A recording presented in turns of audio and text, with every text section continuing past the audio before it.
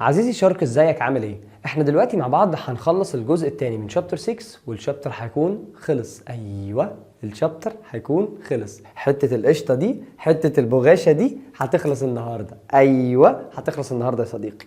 بص كده، الشابتر اللذيذ اللي الكمبيوتر كمله خلاص اخر النهارده. يلا بينا نشوف هنتكلم عن ايه.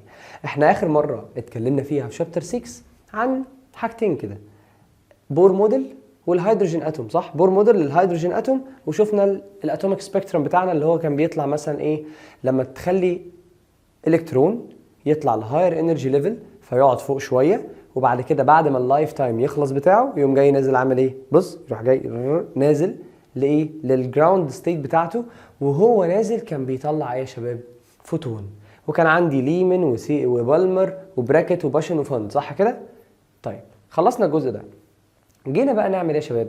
جينا قلنا احنا عايزين بقى ناخد ذرة الهيدروجين دي بعد ما عرفنا خلاص انواع الاشعاعات اللي طالعه منها، عايزين بقى ندرسها. يعني ايه بقى؟ ما احنا فاضيين بقى، احنا عايزين نعمل ايه؟ ندرس السبيكترم اللي موجود عندنا. فبص يا سيدي، when sunlight pass through a triangular prism. تعال نبدأ الموضوع من اول خالص كده، من ميدل 3 او من ميدل 2. لما كان عندنا البريزم اللي هو بيحلل الضوء لالوانه السبعه، صح كده؟ مش احنا عارفين ده؟ اي بريزم عندنا بيخلي الضوء يتحلل لكام لون؟ لسبع الوان. حلو، تعال نقرا كده واحده واحده. when the sunlight pass through a triangular prism it get analyzed into its component of the visible light اللي هو الفيزيبل لايت بتاعنا، والانفراريد and الالترافايولت راي. يعني انت الفيزيبل لايت بتاعك لما يعدي على البريزم بيبتدي يتحلل للمكونات الاصليه بتاعته اللي هي فيزيبل لايت وانفراريد والترافايولت. جميل الكلام ده لحد كده؟ مفيش اي حاجه صعبه. طيب the explanation and the study of the atomic spectrum of the element is considered as one of the most important study which lead to know their atomic and the molecular structures, and this achieved using the instrument called the spectrometer. طيب بيقول لي يا شباب احنا من الحاجات اللي كانت مهمه عندنا جدا جدا جدا ان احنا نبتدي ندرس، ركز على الحته دي، السبيكترم بتاعنا اللي طالع من ضوء الشمس او السبيكترم اللي موجود لاي اليمنت. طب ليه؟ بص يا سيدي، عمرك سالت نفسك سؤال كده وانت قاعد بعد الساعه 12 بالليل وقلت هم قالوا لي ان الشمس فيها هيليوم وفيها هيدروجين، هم عرفوا منين؟ ايه ده؟ هم عرفوا منين ان الشمس فيها هيليوم وفيها هيدروجين؟ السؤال ده احنا هنجاوب عليه في الحصه بتاعت النهارده. تخيل، اوعى تقول لي يا ولا اصل هم طلعوا الشمس وخدوا عينه من الشمس، تمام؟ اصله كان لابس هو ايه؟ حاجه واقيه الحراره وطلع الشمس. حبيبي في ده مش اوبشن. ما توديناش في داهيه، ده مش اوبشن. ما ينفعش حد يطلع الشمس ولا ينفع ناخد منها عينه، هنتحرق كلنا. ده 6000 كلفن، انت بتهزر؟ امال ايه يا مستر؟ عرفوا ازاي بس؟ طمني يا حبيبي. مش هينفع يعرفوا ان هم ياخدوا عينه من الشمس. امال ايه اللي هيحصل يا مستر؟ ما تيجي نشوف. بص يا سيدي، احنا عرفنا ان احنا مهم جدا ندرس الاستراكشر او ندرس السبيكترم بتاع كل لايت، وبالذات اللايت اللي جاي من الشمس، تمام؟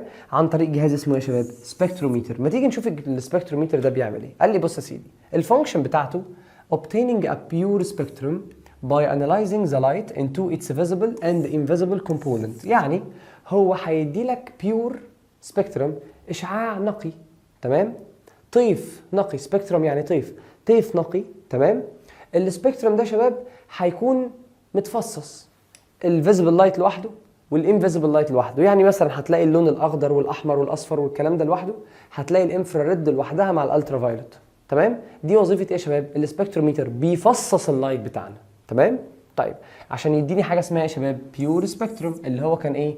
اتس سبيكترم فور او اوف non overlapping colors. يعني ايه؟ ما هو احنا لما بيبقى عندنا الالوان كلها راكبه على بعض بنشوفها لون ابيض اللي هو اللون ده، صح؟ لكن اللون الاخضر لو في واقف لوحده هشوف اخضر بس، احمر بس، اصفر بس. هو ده معنى كلمه ايه؟ non overlapping colors، يعني الوان مش راكبه فوق بعضها.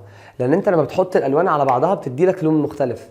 يعني مثلا لو حطيت اخضر واحمر يدوا لك اسود، تمام؟ حطيت احمر وازرق ممكن يخش على الموف، حطيت احمر واصفر يدي لك ايه؟ اورنج.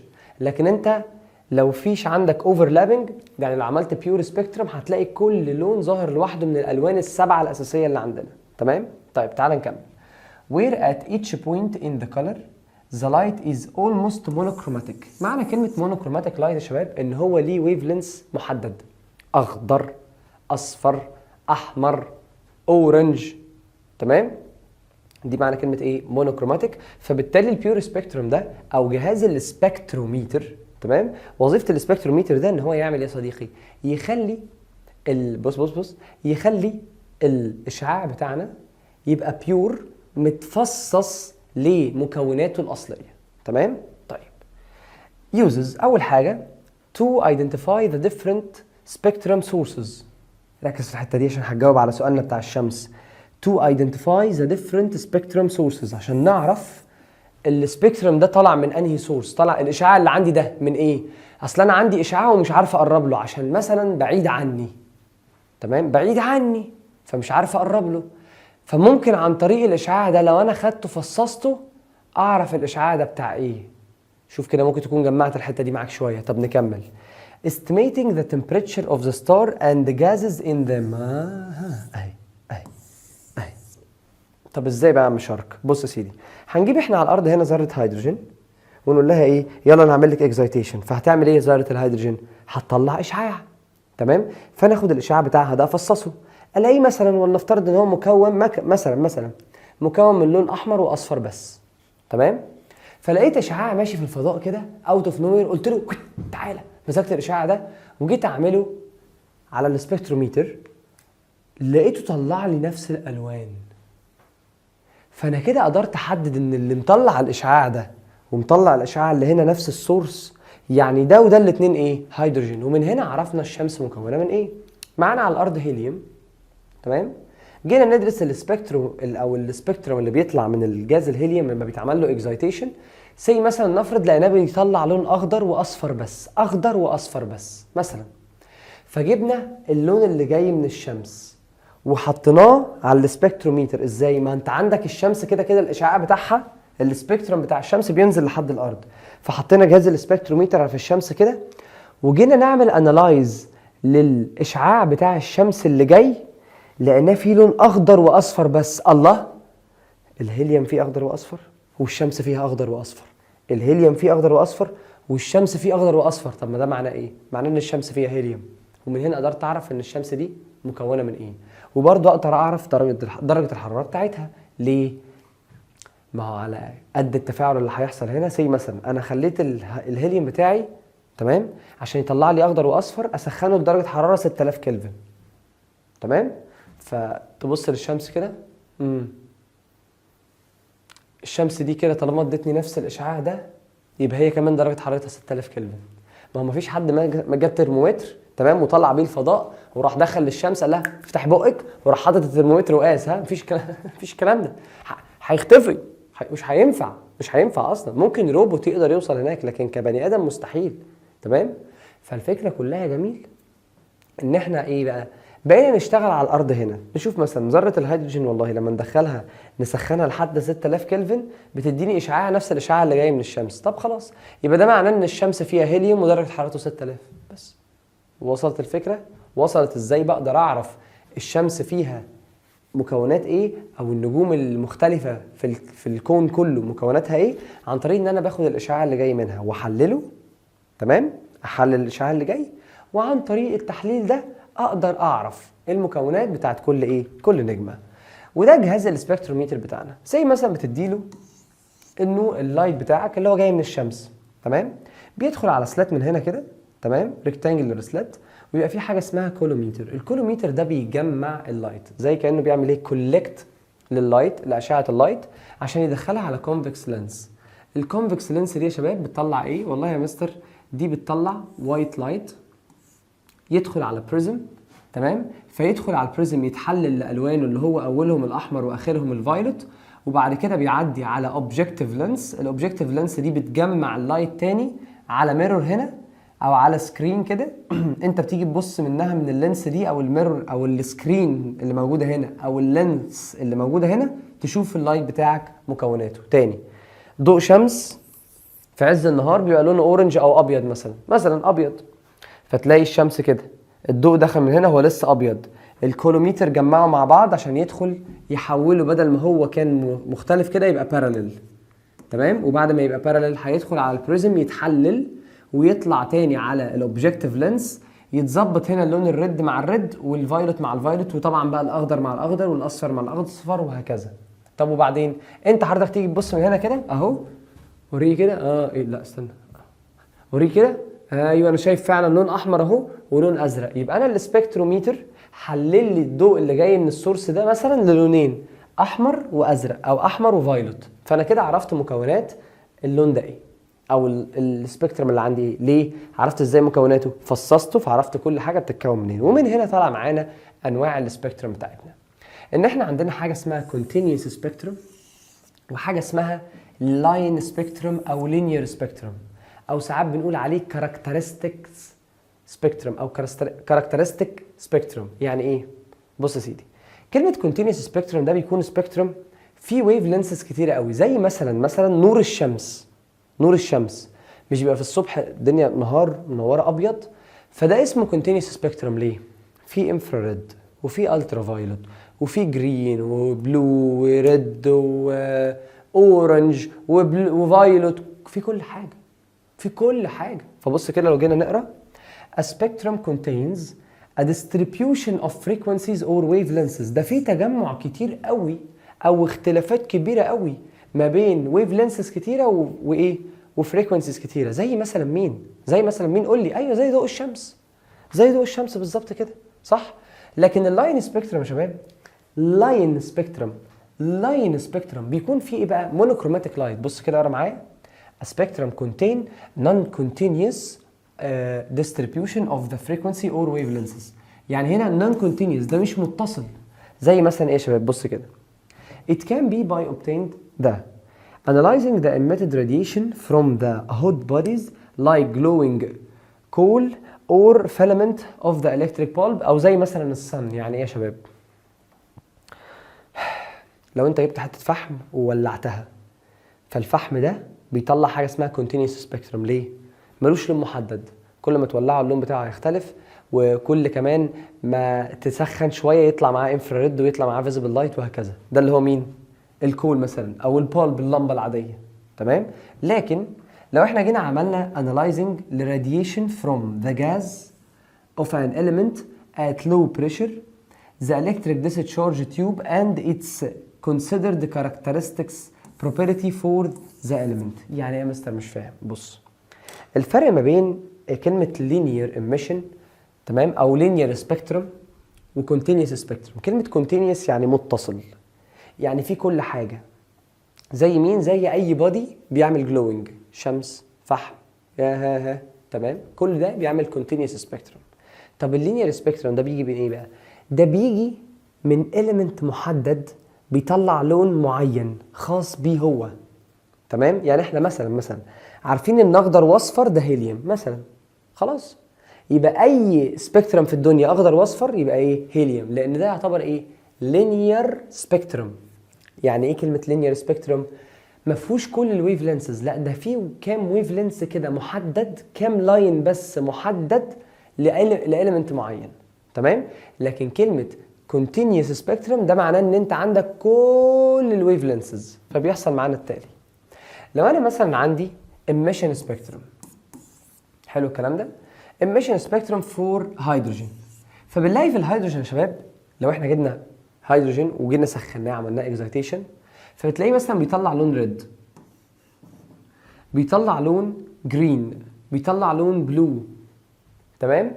لو جينا نعمل ايميشن للميركوري فهتلاقيه بيطلع برضو ريد، يلو، جرين، بلو، فايلوت، على شكل خطوط زي ما انت شايف. بمعنى حرفيا انت لو جبت ذره هيدروجين تمام وجيت عملت لها اكزايتيشن خلاص، وجيت حطيتها قدام السبكتروميتر هنا، وقمت جاي واقف هنا وبصيت، هتلاقي اللي ظاهر معاك هنا في السبكتروميتر هو شاشه سوداء عليها لاينز. عشان كده بنسميه لينير سبيكتروم، لان ده بيعمل ايه يا شباب؟ بيمت لاينز كل الخلفيه تبقى لونها اسود ما عدا كام لاين كده مخصص بيطلع من الهيدروجين بس. فبالتالي احنا لو جبنا ضوء الشمس مثلا وجينا عملنا له انالايزنج وجا طلع الانالايزنج بتاعه الثلاث الوان دول، فده معناه ان الشمس هي كمان فيها ايه؟ فيها هيدروجين، لان ده يعتبر ايه؟ لينير سبيكترم بيميز الاليمنت عن بعضها. تمام؟ طيب الابزوربيشن سبيكترم يعني ايه؟ بص يا سيدي، هو في شويه حاجات كده بتحصل. احنا عندنا دلوقتي، بس انا عايز اكلمك على حاجتين عشان ما تتوهش مني، ولو حسيت انك تايه شويه كمان شويه الدنيا تتظبط، ما تقلقش. انا كلمتك عن ايه؟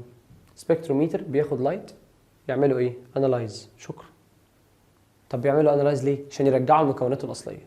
يفصل الفيزيبل لايت على الانفراريد عن الالترا فايولت. تمام؟ مفيش مشكله. وبعدين ياخد الفيزيبل لايت ده يحلله 7 الوان الاصليين بتوعه ان وجدوا، يعني لو السبعه موجودين هيحللهم. طب لو مش موجودين هيحلل اللي موجود. فاهم؟ يعني مثلا هناخد لون ابيض ونعديه على السبكتروميتر، هتبص الناحيه الثانيه، من السبكتروميتر كده، هتبص هتلاقي كل الالوان ظاهره قدامك من اول الريد لحد الفايولت، كل الالوان موجوده. تمام؟ لكن لو احنا جينا بصينا على الاميشن سبيكترم اللي بيطلع من الهيدروجين، ده يعتبر حاجه اسمها ايه؟ لينير سبيكترم. اما اللي فات كان اسمه ايه؟ كونتينيوس يعني في كل حاجه، في الجرين واللايت واليلو كل حاجه، كله الجرين واليلو اسمه ايه يا رب؟ لا اله الا الله، عايز اقولهم مره واحده، استنى واحده. جرين، ريد، وبعد كده في بعديه على طول مين بقى اللي بعد الريد ده؟ ايوه الاورنج، وخش بعد كده على اليلو، خش بعد كده على الجرين. تمام؟ وبعد كده في عندك البلو والدارك بلو. تمام؟ وبعد كده عندك الفايولت مثلا، الترتيب كده. ده بيبقى اسمه كده كونتينيوس، في كل حاجه كونتينيوس، واخد كل الالوان اهو قدامك. لكن اللينير بياخد ايه؟ لون معين يدي لاين معين كده زي ما انت شايف. فلما انت تجيب ذره هيدروجين وتعمل لها اكزايتيشن وتحطها قدام السبكتروميتر، وتيجي تبص من الناحيه الثانيه على السبكتروميتر كده، تبص هتلاقي شاشه سوداء فيها كام خط، يبقى ده كده اسمه ايه؟ لينير سبيكتروم. تمام؟ طيب الموضوع مش صعب خلاص. طيب ده بيحصل في حاله الاميشن. يعني ايه؟ يعني انت جبت هيدروجين اتوم ورحت مسخنها، فراح مطلعه شويه الوان، واللي هم مثلا كانوا الاحمر والاخضر والبلو والفايولت. جبت ميركوري وسخنته فطلع لك الاحمر والاورنج واليلو وهكذا.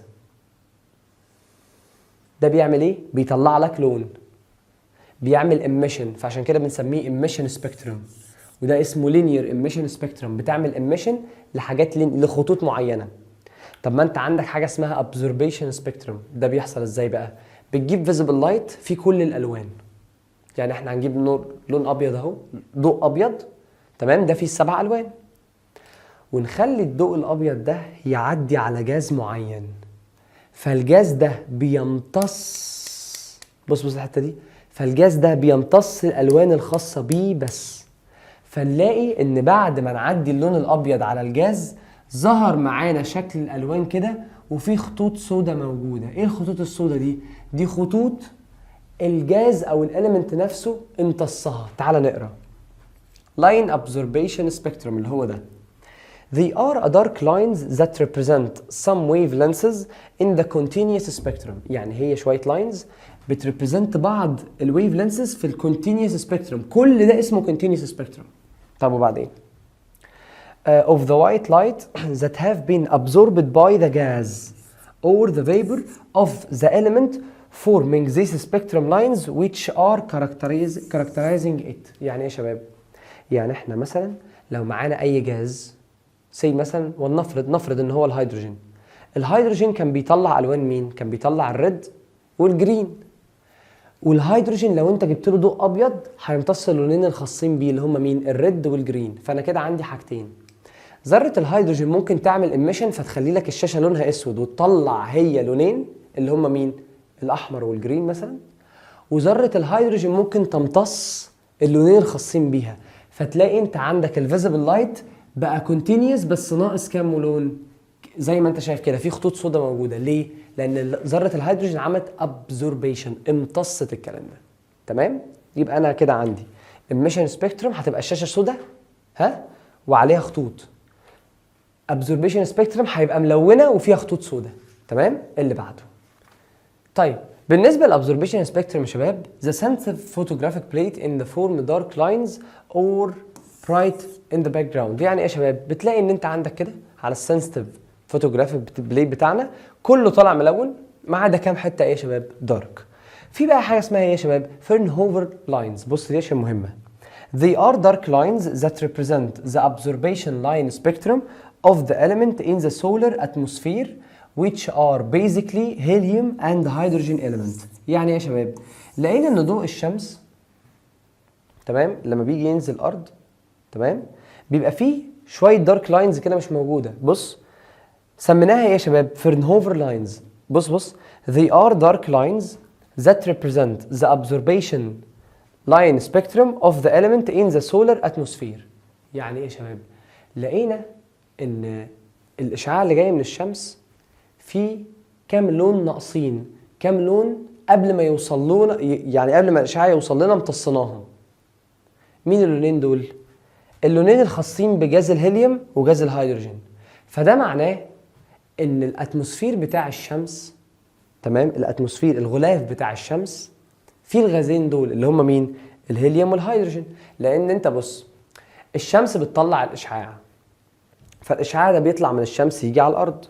خلاص الاشعاع ده المفروض بيطلع كونتينيوس كامل، اشعاع الشمس بيطلع كونتينيوس كامل. فاحنا لما جينا نجيب اشعاع الشمس اللي هو المفروض كونتينيوس كامل وجينا ندرسه على الارض لقيناه ناقص الوان. الالوان دي خاصه بمين؟ خاصه بالهيليوم والهيدروجين. ففهمنا ان الاتموسفير بتاع الشمس فيه الحاجتين دول اللي هما مين؟ الهيليوم والهيدروجين. ليه؟ لان احنا اكتشفنا ان لو في ذره هيليوم موجوده وفي اشعاع عدى من جنبها هي في الخباثه كده تروح سحبه اللون الايه؟ الاخضر، تقول له ده بتاعي ويظهر لك على الشاشه خط اسود.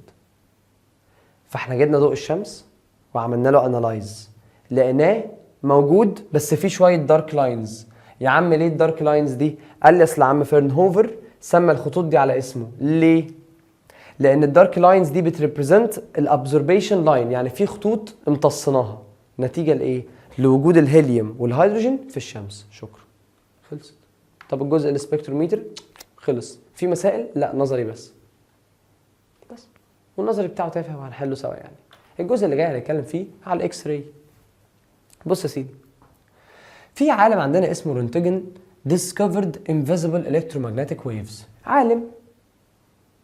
عالم اكتشف ويفز وهي الكترومagnetic ومش بتتشاف invisible تمام. ليها شورت ويف لينس والرينج بتاعه من نيجاتيف 10 باور 13 لنيجاتيف 8 سوري من 10 باور نيجاتيف 13 متر ل 10 باور نيجاتيف 8 متر. الاشعه دي هو كان محتار يسميها ايه، بس هو لقاها between the region of the gamma ray and the ultraviolet. قال اسميها ايه الاشعه الغريبه دي؟ انا ما اعرفش هي ايه الاشعه دي. قال لي خلاص بقى اسميها اكس. قلت له اكس ايه يا ابني؟ الاكس ده ايه علاقه الاكس بالموضوع؟ قال لي والله بقى انا ما اعرفش مين دي بصراحه، اصل الاكس دي بقت غريبه عني خلاص. قلت له مش عايز محن في الفيزياء. قال لي والله بكلمك بجد، اصل الاكس دي خلاص صفحه واتقفلت فهي حاجه غريبه، فانا هسمي دي بصراحه اكس راي. تمام؟ يعني ايه؟ قال لي بص and they have high energy he called them unknown ray. غريبه ما اعرفهاش، مجهوله، حاجه مجهوله. طب والحاجه المجهوله دي تبقى مين؟ الاكس. خلاص ده انا قلبي ده بص بموف اون كده يا باشا. دي اسمها ايه؟ اكس راي. خلاص خلص. ايه المشكله؟ ايه المشكله؟ سهله جدا صح؟ قال لي انا اكتشفت اشعه وانا كنت لسه مفركش. ساعتها كان هو لسه مفركش الواد الراجل ده. يلا خلاص مش عايز بحرجه بقى. المهم هو كان الراجل لسه مفركش واكتشف اشعاع، كان قاعد بقى زهقان بالليل وقاعد ايه؟ طبعا قاعد بيلعب، ما هو قاعد زهقان مش لاقي حد يكلمه بالليل، فاكتشف اشعه. قال لي هسميها ايه؟ هسميها الاكس. يلا فقال لي هنسميها الاكس راي. قلت له خلاص يا عم والله ما انا متنيها لك وهقول لعيال القصه اللي حصلت وجيب اشرح لكم اهو دلوقتي اللي حصل. والله هندسه ده اللي حصل، انا هكدب عليك؟ شركه هيكدب عليك يعني؟ كنت قاعد معاه وكان لسه مفركش، اكتشف اشعه الويف لينس بتاعها من 10 باور نيجاتيف 13 ل 10 باور نيجاتيف 8. قلت له هتسميها ايه؟ قال لي الاكس مضايقاني. قلت له اكس ايه اللي جابها في الفيزيكس دلوقتي؟ قال لي بس الاشعه دي غريبه وطلعت في وقت غريب وانا مش عارف هي ايه دي اصلا، فانا هسميها اكس راي. قلت له يا عم ماشي خلاص سميها زي ما تسميها، ما هو ما يعرفش اسمها ايه فسميناها اكس راي. طب احنا بقى هناخد اكس راي دي نشتغل فيها في التفاصيل. خلي بالك انت عارف اكس راي دي كويس، لان لو لا قدر الله اي حد حصل له كسر بيروح يعمل اول حاجه ايه؟ اشعه اكس راي على ايده عشان يشوف العظم بتاعه اتكسر ولا لا. اصل الاكس راي دي لئيمه، تقدر تدخل جوه مسام الجلد وتصور العظم اللي جوه. فهمني، تعالى بقى، ده انا هدلعك. بص يا سيدي، The properties of X-ray. خصائص الاكس راي يا صديقي. اولا they have a high ability to penetrate the media easily due to the very small او the very short wavelengths. يعني هي تقدر تخترق اي ميديم بسهوله لان الويف لينس بتاعها قليل، الويف لينس بتاعها صغنن. واحنا قلنا قبل كده كل ما الويف لينس يصغر انا هتعامل على ان ايه يا شباب؟ بارتيكل، وهقوم جاي معدي من الاليمنت بتاعنا. تمام؟ طيب ادي حاجه. They have high ability to ionize the gas due to their high energy. يعني تقدر تعمل ionization لاي جاز لان ليها انرجي ايه؟ عاليه. وانت عارف اصلا الجاز عشان يعمل ionizing، انت طبعا في الكيمستري ايه طب الكلام انا عارف، فعشان تعمل ionizing لازم تدي انرجي ايه؟ عاليه. ولا عبد الرحمن الشامي ما قالكوش الكلام ده في الكيمستري؟ ها؟ قالوا. ها؟ هشوف الكلام ده بنفسي. They diffract when they pass through a crystal due to their very short wavelengths compared to the intermolecular spaces between the atoms. يعني ايه يا شباب؟ لو انت عندك molecular spaces وعديت اكس راي فهي بتقعد تعمل ديفراكشن ما بينهم وبين بعض، وفي الاخر بتدي لك شكل معين، وعن طريقه بنقدر ندرس الاستراكشر بتاع الاتوم. مش فاهم؟ مش مشكله، هقول عليها الحته دي قدام شويه. بس انا دلوقتي بقول لك البروبرتيز بتاعت اكس راي. اهم حاجه انها تقدر تعمل حاجتين لحد دلوقتي: عندها قدره عاليه على الاختراق they can penetrate عشان الويف لينس بتاعها صغير، وتقدر تعمل ايونايزنج ليه يا شباب؟ للجاز. والثالثه دي ممكن تحفظها على كده. اصل انت بص بصراحه يعني هي ممكن تتشرح بتفاصيل كبيره جدا جدا جدا، بس هو في المنهج هنا قايل لك عليها جزء بسيط خالص خالص، فانا مش عايز ادخلك في تفاصيل يا مدحت. انت فاهم قصدي؟ هو اللي بيحصل ايه؟ ان الاكس راي لما بتدخل ما بين الموليكيولز بتاعت اي اتوم، تمام، تقعد تعمل ديفراكشن وفي الاخر تتجمع تعمل لك باترن معين. الباترن ده عن طريقه احنا نقدر ندرس كل كريستايل. بمعنى مثلا بقول عباطه، الهيدروجين بيعمل جاز باترن عامل كده مثلا. فاحنا كده اي حاجه احنا مش عارفينها، تمام، والاتوم بتاعته عملت الشكل ده، يبقى ده هيدروجين عملت شكل القلب ده. بص بحبك ازاي، فاهمين قصدي؟ هو ده الكونسبت يعني. طب هل علينا بيعمل ده ازاي؟ لا، احنا علينا بس الجمله دي ان هي تقدر تعمل ايه؟ ديفراكشن ما بين الموليكيولز، فنقدر عن طريقها نحدد الاستراكشر بتاع الكريستايل بتاع الاتوم ده. تمام؟ طيب they affect the sensitive photographic plate and they have a chemical effect. يعني ايه؟ بتأثر على الفوتوجرافيك، تمام، بليتس. ما انت لما بتعمل اشعه لو تعرف كده بيديلك بتاع اسود كده او لونه كحلي شويه بيبقى عليه صوره العظم بتاعتك. هو ايه اللي بيحصل؟ الاكس راي بيطلع من الجهاز يقوم جاي داخل على ايدك، تمام، الاكس راي يعدي من الجلد بس مش بيعدي من العظم، تمام، فيحرق اي حاجه حوالين العظم ويفضل لون العظم ابيض. يعني مش الاشعه بيبقى العظم فيها لونه ابيض، فبالتالي يحرق اي حاجه حوالين العظم، تمام، ما عدا العظم يبقى لونه ابيض. لو العظم فيه كسر لا قدر الله، فالاكس راي بتخترق، بتعدي من الكسر ده لانه يعتبر حته فاضيه تقدر تعدي منها، فتلاقي كمان ان الكسر باين في الاشعه، تمام، عشان الاكس راي تقدر تخترق الجلد بس ما تقدرش تخترق يا شباب العظم. تمام؟ تعالوا نكمل. طب انا لو حبيت يا مستر اعمل اكس راي او يعني اجنريت الاكس راي دي هعمل ايه بقى؟ تعال اقول لك، وانا هسيبك يعني انا هقول لك كل التشويق ده ومش هقول لك ازاي تعمل اكس راي. تعال شارك. بص يا سيدي، method of obtaining X-ray by using Coolidge tube. هنجيب تيوب اسمها Coolidge tube، تمام، وهنعمل بيها الاكس راي دي. تعال نبدا واحده واحده. الاستراكشر اد ان ذا فيجر، هي دي شكلها، تمام، دي اسمها Coolidge tube، وهقول لك ايه اللي بيحصل فيها بالتفصيل. An evacuated glass tube contain filament as the source of electrons، اللي هي الكاثود. يبقى مبدئيا هي عباره عن انبوبه تيوب، تمام، جواها فراغ لان اسمها evacuated يعني مفرغه تماما من الهواء، تمام، مفرغه، تمام. وبعدين بنبتدي نحط جواها فيلمنت عشان تبقى هي دي مصدر الالكترونات. يبقى كل اللي في بالي هيحصل عارف ايه اللي هيحصل؟ هنجيب الكترون تجري تخبط في فوتون، فالفوتون ده يعمل ايه يا شباب؟ هو اللي يطلع الاكس راي. تعالوا نشوف هيحصل ازاي بالتفصيل الكلام ده. تعالوا نشوف، تعالوا واحده واحده. بص، فيلمنت از ذا سورس اوف الكترونز، يبقى انا مبدئيا عندي فيلمنت وهي دي مصدر الالكترونات. تاني حاجه an electric source for heating the filament. ما هو انت عارف طبعا طول ما الالكترونات قاعده في الفيلمنت هي مش هتسيبها، تمام؟ زي الكاثود راي تيوب بالظبط، صح؟ مش بيبقى فيه فيلمنت، لازم الفيلمنت دي يحصل فيها يا شباب لو تفتكر كده، اسخنها تطلع الكترونات، الالكترونات تعدي على الجريد، وكنت بحط لها انود عشان يعمل ايه؟ يسرعها، صح؟ نفس الكلام هنعمله هنا. بص فيلمنت هي السورس بتاع الالكترونز، وبعد كده electric source for heating the filament، يعني حاجه ايه؟ تسخن الفيلمنت بتاعت حضرتك. A target made of an element of high atomic number and has a high melting point like tungsten. يعني ايه يا شباب؟ بنجيب حاجه اسمها تارجت ماتيريال، وهنعرف فين مكان التارجت ماتيريال دي. الالكترونات بتطلع تخبط فيها، فعشان كده سميناها التارجت. كأن الالكترون اللي بيطلع من الفيلمنت هدفه انه يخبط في التنجستاين ده. ليه؟ هيخبط في التنجستاين، يخلي التنجستاين ده يعمل ايه؟ يتحصل له اكزايتيشن، فيحصل ايه؟ الالكترونات اللي جواه تطلع لهاير انرجي ليفل، بعد ما تقضي اللايف تايم بتاعها تروح عامله ايه؟ نازله، وهي نازله تطلع فوتون. الفوتون اللي هيطلع ده هيكون بتاع الاكس راي. تاني شوف القصه الرهيبه دي. بص والله، الفيلمنت تروح جايه عامله ايه؟ مطلعه الكترون، الكترون اهو، يقوم جاي خابط فين؟ في التارجت.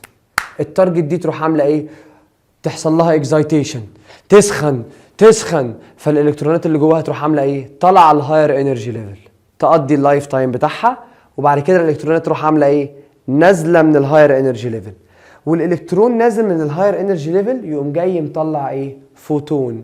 الفوتون ده هو الاكس راي فوتون. تعال نلعب ونقرا الكلام ده. قصه رهيبه، تحفه والله، سهله جدا. بص يبقى احنا اول حاجه عندنا الفيلمنت، وبالمره يعني ادي مكانها اهو يا عم، ادي يا عم الفيلمنت اهي. ده شكل الكاثود راي تيوب، تمام؟ حته الفول السوداني دي هي الكاثود راي تيوب، مدوخانه من الصبح، تمام؟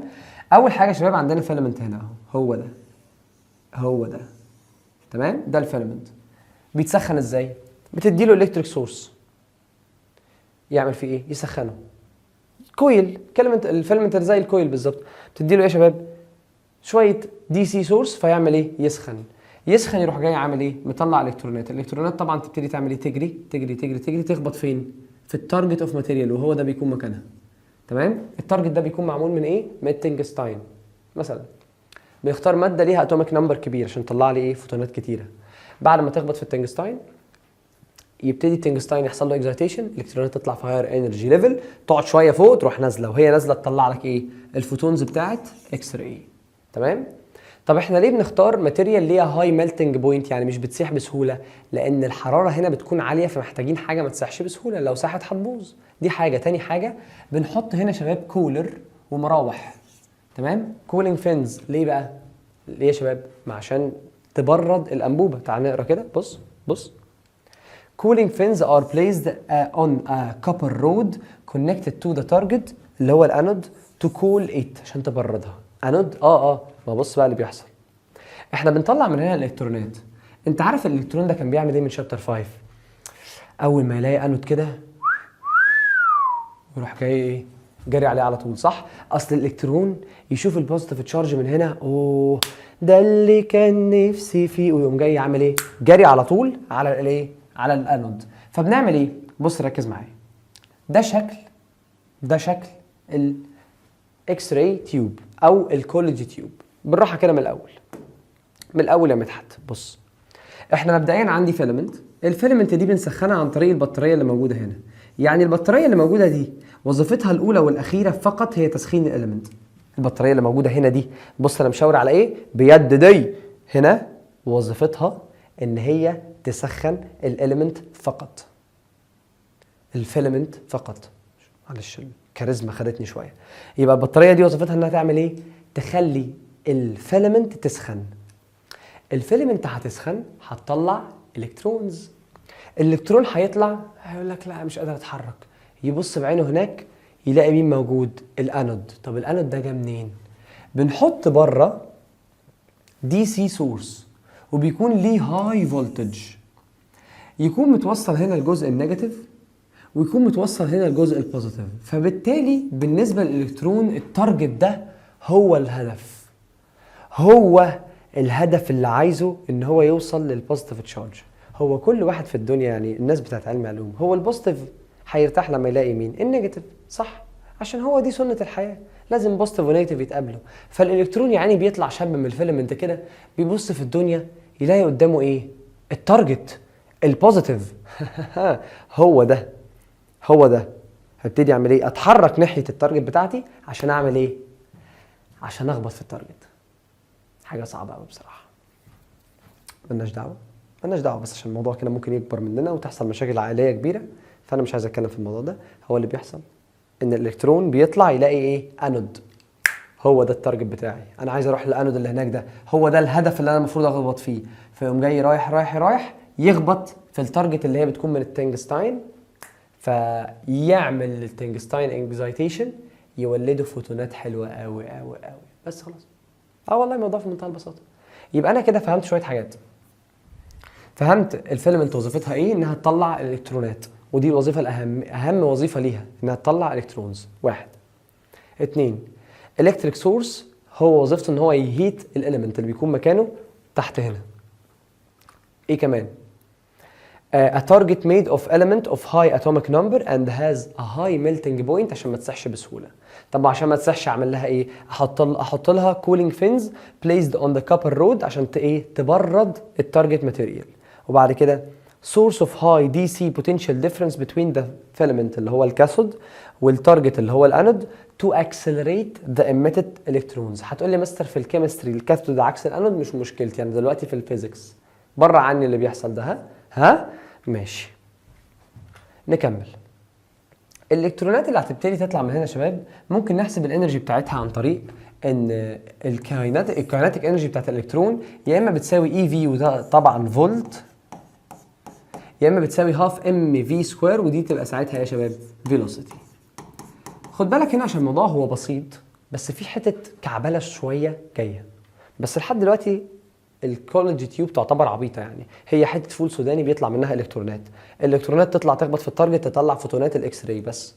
طب هنا بيكون في ايه؟ لازم البوزيتيف يكون هنا، عارف ليه؟ عشان لما الالكترون يطلع من هنا يعمل ايه؟ يروح طالع على فين؟ على الانود، يخبط في الانود يروح مطلع ايه؟ الفوتونز بس. طب لو انت كنت عاكس الالكترون مش هيطلع اصلا، لانه هيطلع مش هيلاقي ايه؟ مش هيلاقي انود يخبط فيه او انود يشده ليه يجذبه ناحيته بس. طب بيقول لك مثلا لو انا زودت البوتنشال ديفرنس هنا ايه اللي هيحصل؟ سرعه الالكترونات هتزيد لان هنا هتبقى البوزيتيف تشارج اكبر فالالكترون يجري اسرع.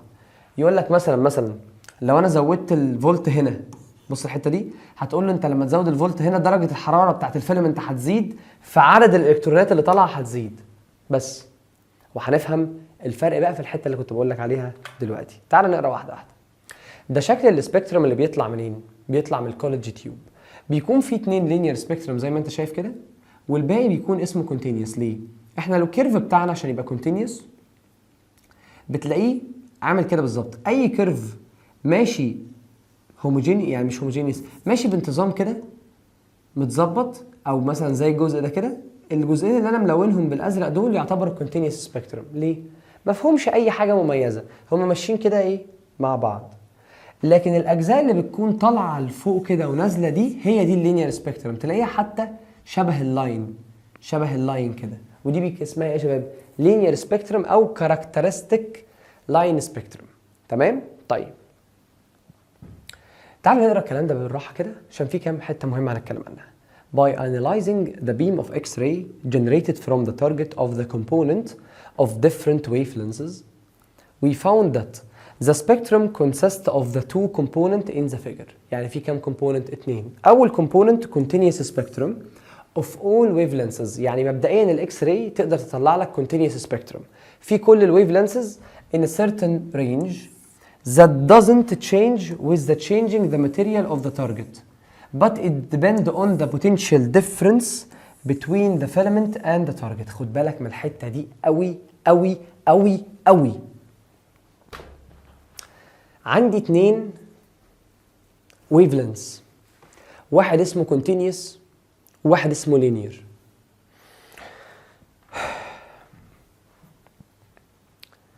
خلينا متفقين ان كلمة linear قلت لك دي بتحدد الاليمنت بتاعك. فلو اللاين بتاعك او الاليمنت بتاعك اتغير، ساعتها اللينير يتغير. تاني بصوا يا شباب، انا مثلا هنا حاطط تنجستاين، حاطط هنا تنجستاين في التارجت، خلاص. مهما كان، بص الحته دي، مهما كان الفولت هنا مختلف، فهتفضل الماده اللي هنا اسمها ايه؟ تنجستاين. فهيفضل اللينير ايميشن اللي بيطلع هو ايميشن خاص بماده مين؟ التنجستاين. ده بتكلم على مين بقى يا شباب؟ على اللينير. طب الكونتينيوس اللي هو الجزء اللي هنا، الكونتينيوس انا اقدر اتحكم فيه بتغير الانرجي اللي ما بين الفيلامنت وما بين التارجت. تاني، عشان اغير اللينير لازم اغير التارجت. عشان اغير اللينير اللي هو ده، اللي هما الاثنين اللي فوق دول، لازم اغير التارجت ماتيريال، لان اللينير ده من الحاجات اللي كانت بتميز كل اليمنت عن التاني. طب الكونتينيوس، لا، لو عايز تغير الكونتينيوس غير الفولت اللي بره اللي هو ده، وده اللي بيتقال في اول واحده. بص اقرا كده معايا بالراحه، والله مهمه مهمه في امتحان اخر السنه، الحاجات دي بتيجي، ركز.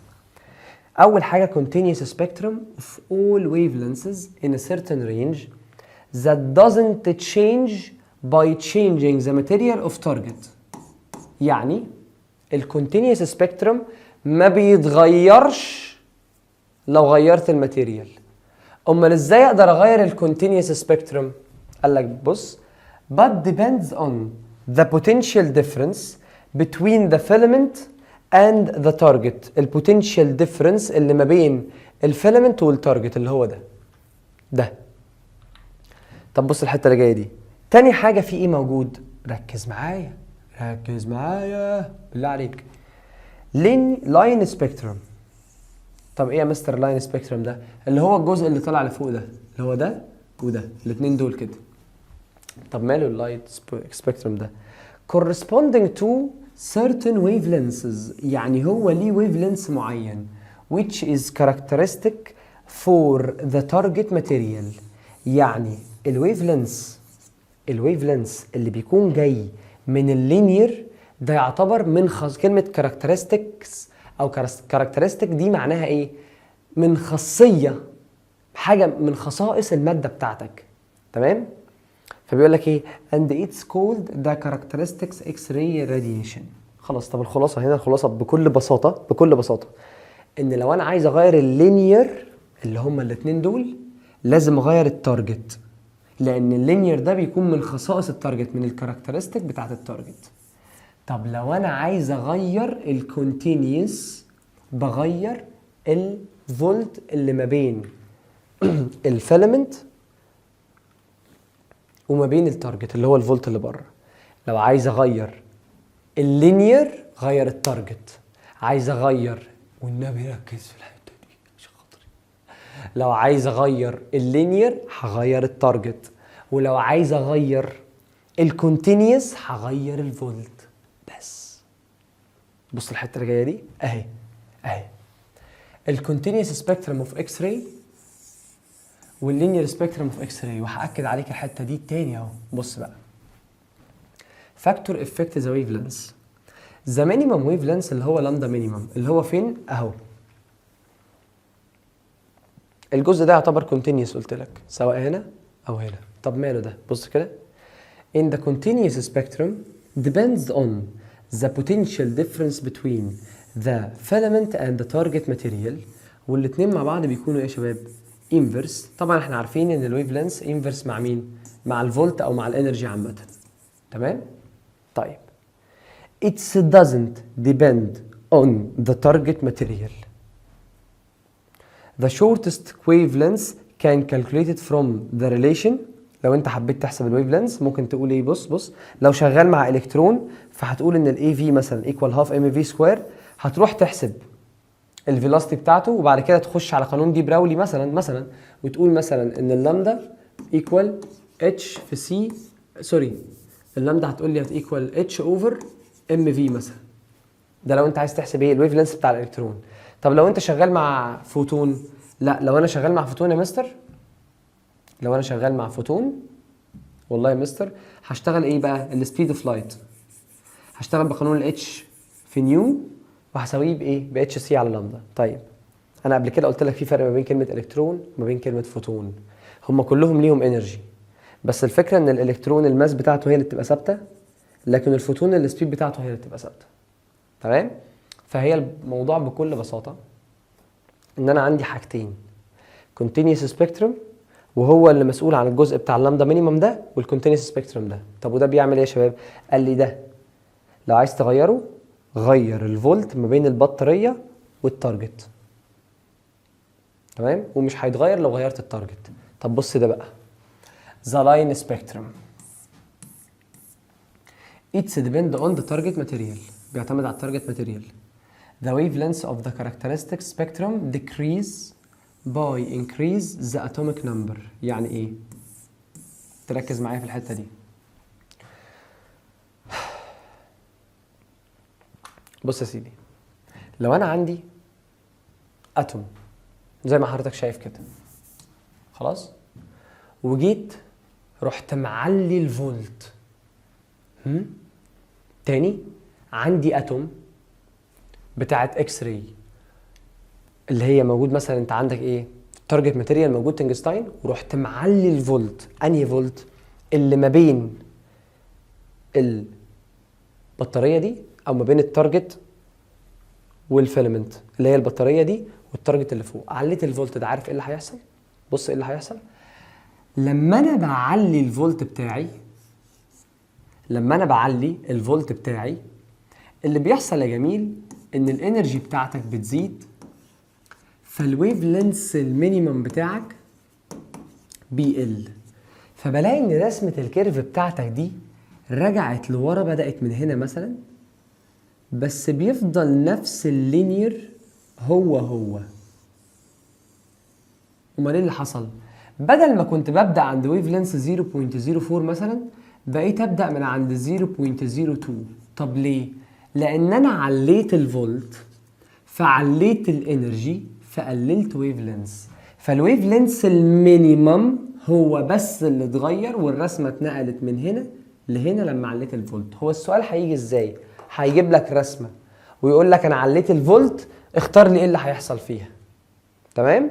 لما اعلي الفولت، طبعا احنا هنحل الكلام ده، بس انا لما اعلي الفولت بنقل الويف لينس مينيمم من هنا لهنا. ده لما اعمل ايه؟ لما اعلي الفولت. طب هل الكاركترستيك ويف لينس غيرته من مكانه ولا جيت جنبه زي ما هو؟ تمام؟ طيب لو انا حبيت اغير الكاركترستيك ويف لينس، بص ايه اللي بيحصل.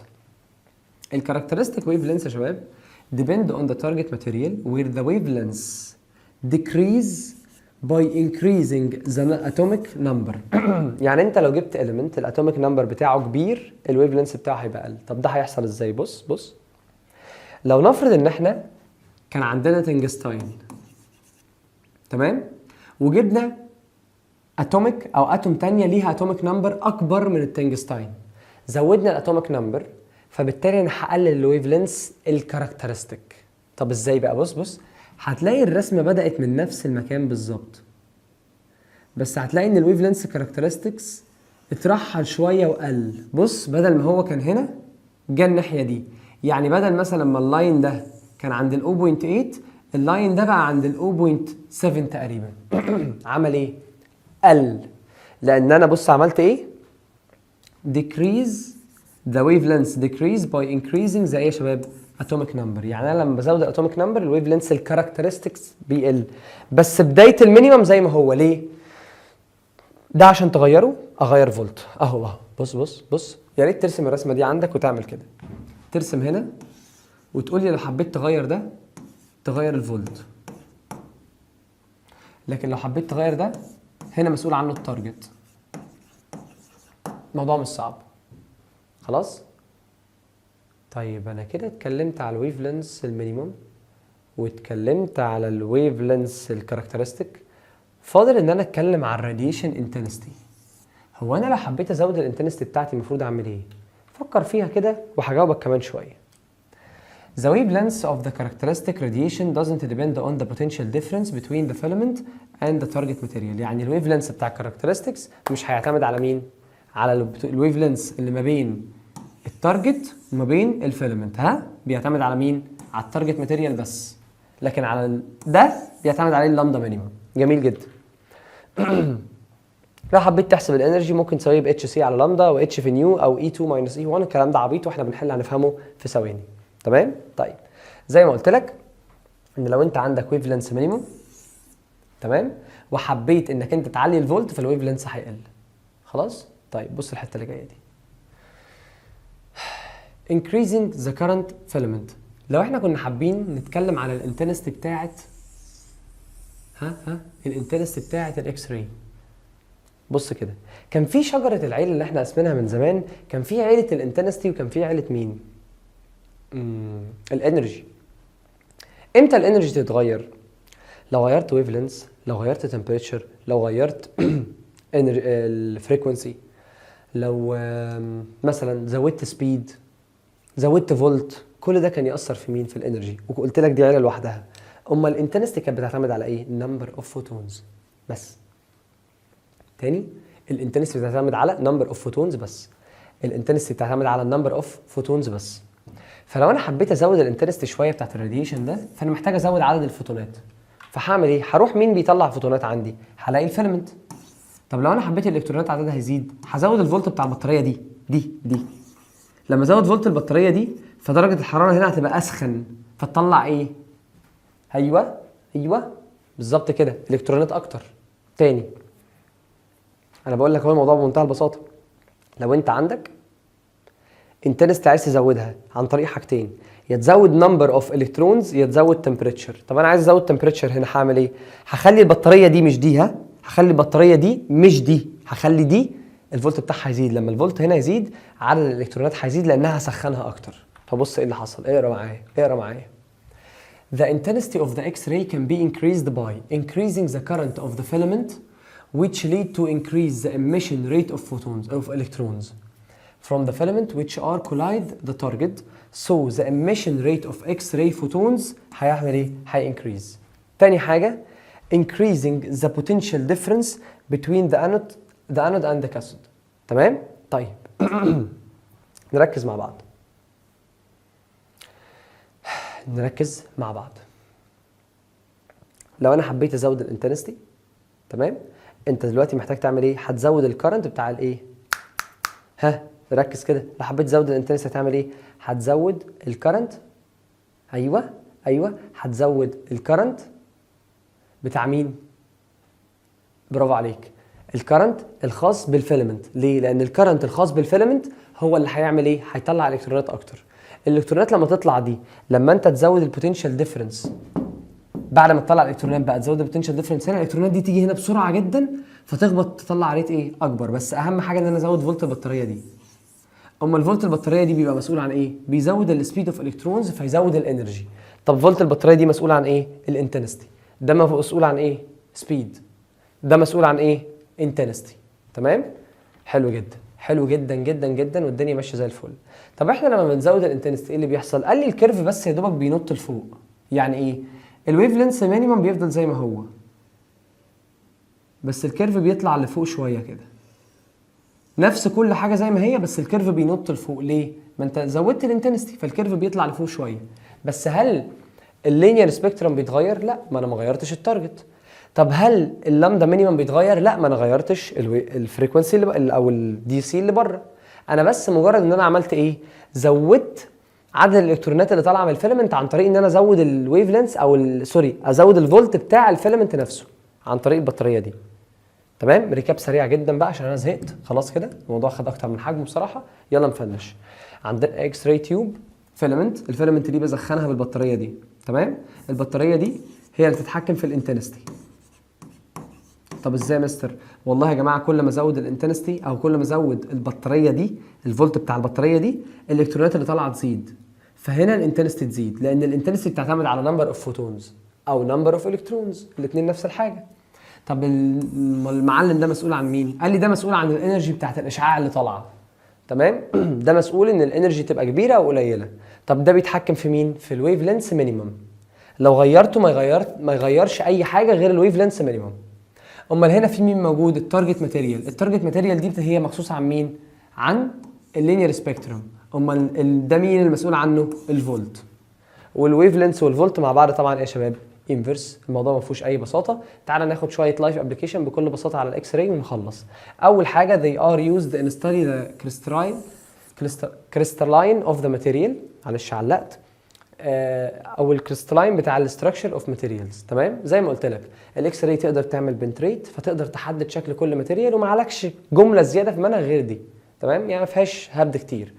تاني حاجه ممكن نستخدمها في ان احنا نعمل اكزامين او ديتكت للديفكت اللي موجود في المواسير بتاعتنا. مواسير البترول يا شباب لو فيها اي تسريب صغير ممكن يعمل كارثه، فاحنا بنجيب الاكس راي ونمشيها على الماسوره كده. والله لو الاكس راي اخترقت يبقى هنا في ثقب، لان انت عارف الاكس راي دقيقه جدا. بص كده، تعالى نقرا. They are used to detect the defect in the structure of materials which are used in the metallic industries because they have the great penetration power through the very small distance that can't penetrate through as the wavelength of the X-ray is less than the spaces between the atoms. يعني ايه يا شباب؟ باخد الاكس راي واعديها على الانبوبه. والله لو الاكس راي عدت يبقى الانبوبه دي فيها ثقب صغير بس احنا مش شايفينه. طب لو الاكس راي ما عدتش يبقى الانبوبه دي مظبوطه 100%. عشان كده بستخدمها ايه يا شباب؟ ان انا اقدر اعمل ايه؟ اكزامن اعمل اكزامن للايه يا شباب؟ للتيوبس بتاعتي. واخر حاجه طبعا في مجال الطب they are used in imaging the bones and the fractures. تمام؟ عن طريق ان هي ليها قدره كبيره انها تخترق الجسم، فتخترق الجلد لكن ما تعرفش تخترق العظم. فمثلا لو انا ادي ايديا اهي، تمام، الاكس راي بتعمل ايه؟ تعدي من جلدي لكن ما تعديش من عظمي. طب لو احنا جينا لقينا الحته دي لونها اسود، ده معناه ان في كسر والاكس راي عدت من هنا فحرقت البليد. بص، في الاول البليد ده كله بيكون لونه ابيض، فانا احط ايديا الاكس راي تعدي عليها كله يسود ما عدا الحتت اللي فيها عظم. تمام، الحتت اللي فيها عظم دي تسود، ما تفضل بيضه. طب لو الحته دي اسودت ده معناه ان هنا في كسر. ليه؟ لان الاكس راي معناها عدت وقدرت توصل تعمل ايه؟ تلون البتاعه باللون الاسود. يلا بقى بينا عشان نحل ما نضيعش وقت. انا مش هطول عليك. سلام.